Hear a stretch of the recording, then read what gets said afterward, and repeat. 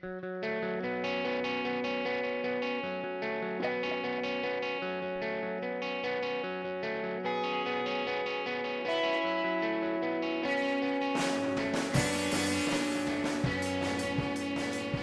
right, football fans. Well, you can't win them all. Huskies dropped this one to the UCLA Bruins, 40-32, in a game that could have been over a lot sooner. UCLA was in control for most of the game. Game just finished, I think, maybe like 15 minutes ago. Going to go over some of the key points in this game. So, starting with the UW offense, one of the patterns I'm noticing with this team is that even though they are a pass-heavy offense, they start by establishing the run. They've done this the past two games, especially against the tougher opponents, Michigan State and Stanford, as a way to show teams that they're more than just a pass team, that they can establish a run, and they can. That's not Kalen DeBoer's style, but Taulapapa is a great running back. Cam Davis is a great backup. They can be a great running team, and they are a pretty good running team, I would say, at least average, if not above average. They started the game with a lot of the same plays that they made over the past two games, which brought them a lot of success. Of course, running the ball, but then also with that same thing where the whole team moves to one side and then just Penix and one of his receivers go to the other side, and that worked early with Giles Jackson, Jack Westover, their tight end. Very good pass catcher as well.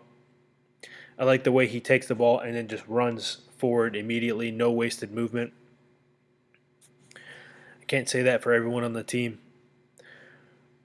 Roma Dunze had a good game overall, but there are some plays where he thinks he's fast enough to do a lot of moves and not go directly upfield. You ain't got moves like that, bro. I mean, he's a good receiver. He catches the ball well, but he's not Tyreek Hill. He's not evasive and after he gets the ball. And he tried to do that a few times, and it cost him some yards. They went for it on 4th and 6 early. I really like that play call. That's the one that resulted in the touchdown for University of Washington. They have a great offense. They really do. They have a great offense, even though the receivers, McMillan and Polk, were absent in the first half completely. You didn't see them at all. Second half started. They finally started to get going. McMillan had a great touchdown where he did one of those pirouette things. Reminded me of a Jermaine Kearse play in the Super Bowl against the Broncos. And then Polk had a 2-point conversion. He had some good catches. McMillan also had good catches, but he had drops. I think Polk had a drop as well. A pretty bad drop, too, I remember. I think he was just wide open to himself, McMillan.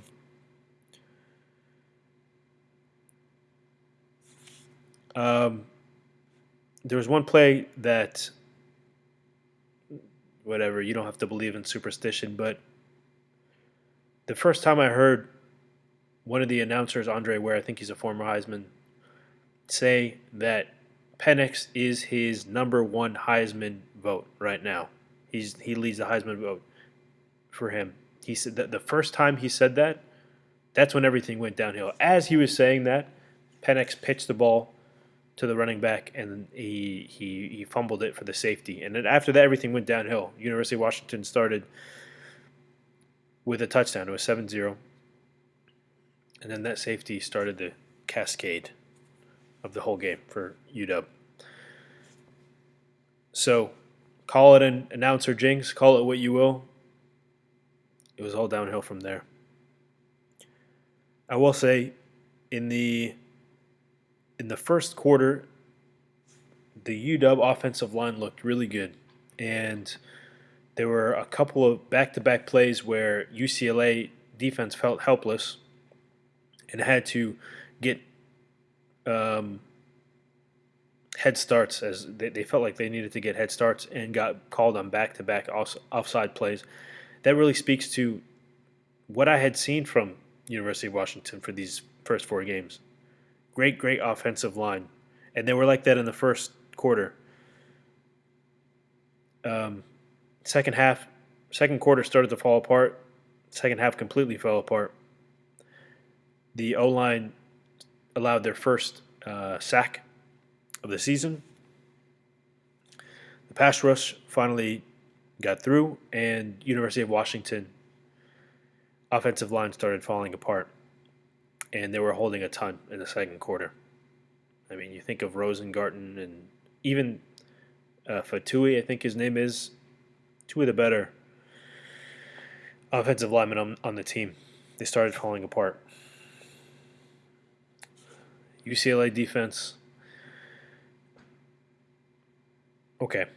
Penix had 4 touchdowns, I believe, 4 or 5 touchdowns and 2 interceptions.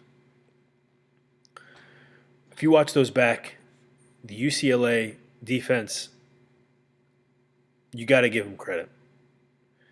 That first throw, I'm not sure which receivers, but there was one receiver running down the middle of the field. They supposed to start on the left side of the field.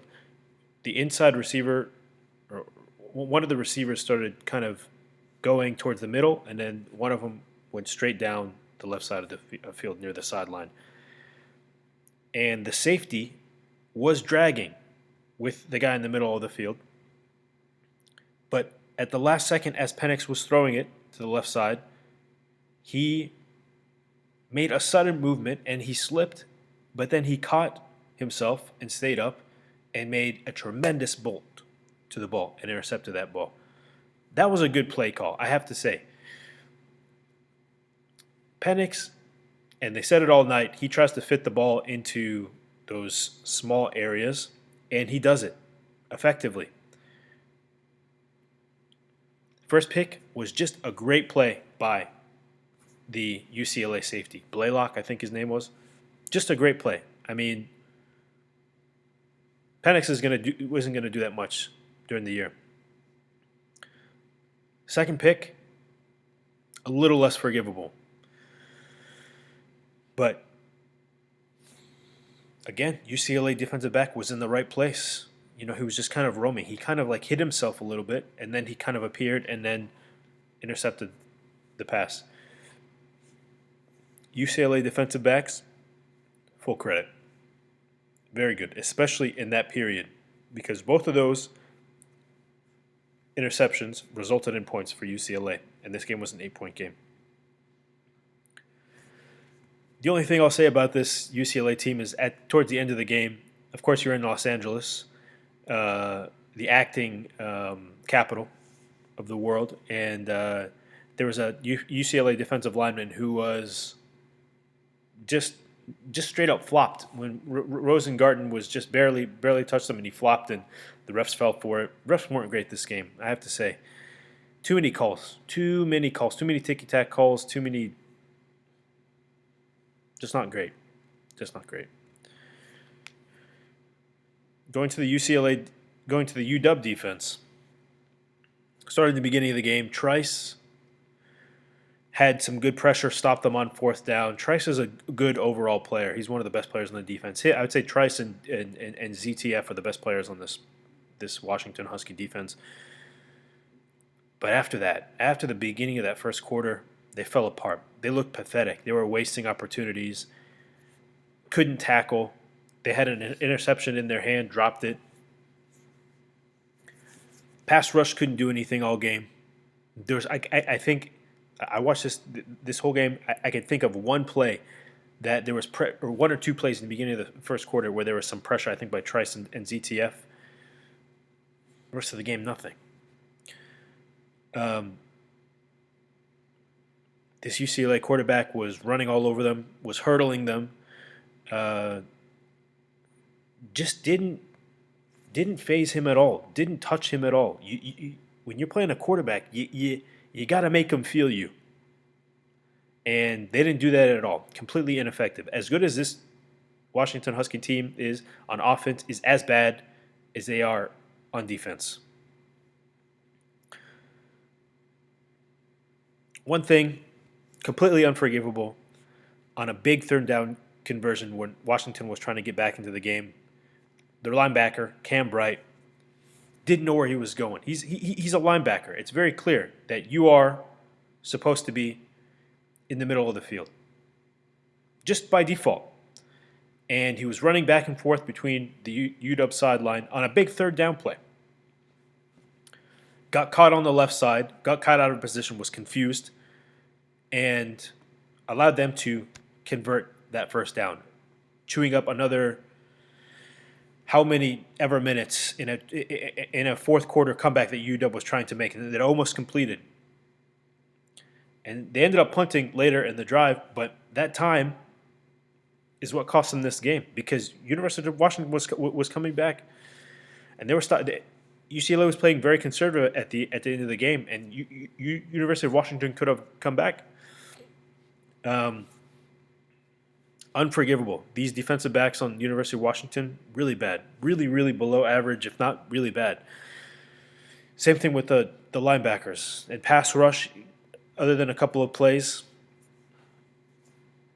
they're not gonna compete. They're not gonna compete against these good teams. I mean, UCLA wasn't even ranked. Now they're gonna be ranked. Now University of Washington is probably gonna fall out of the ranking.